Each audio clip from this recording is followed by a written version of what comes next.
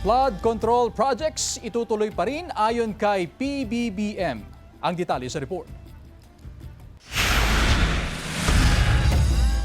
Sa kabila ng kontrobersya sa mga flood control project, ito ang binigyan diin ni Pangulong Bongbong Marcos. Huwag po kayong mag-alala. Hindi ibig sabihin matitigil ang flood control project. Dahil po sa aming pag-aaral, meron pa po yung budget ng flood control project sa 2025 ay 300 plus billion.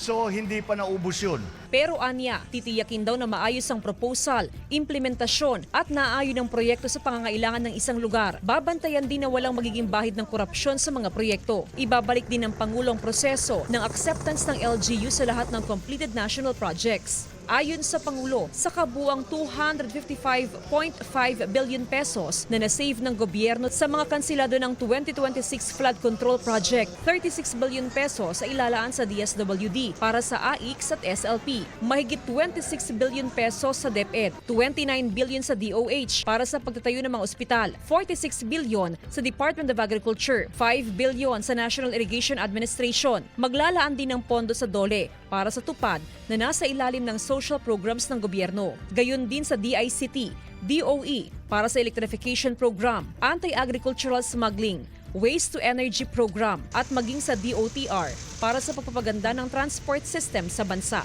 Titiyakin po natin na bawat sentimo na pera ninyo, hindi namin pera ito, pera ninyo na ibinahagi ninyo sa mga opisyal ng pamahalaan. Kami po ay, kung tawagan, custodian lang, tagabantay lang kami sa pera ninyo.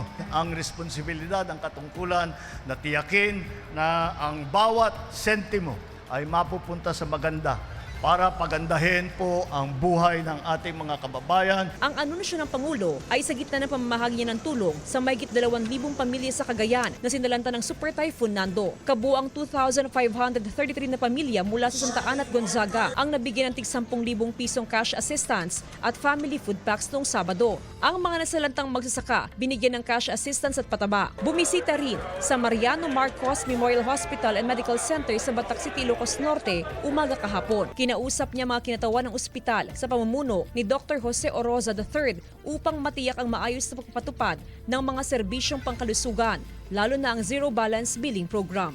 Kasama si Daryl Peralta, Jasmine Gabriel Galban, One North Central Luzon.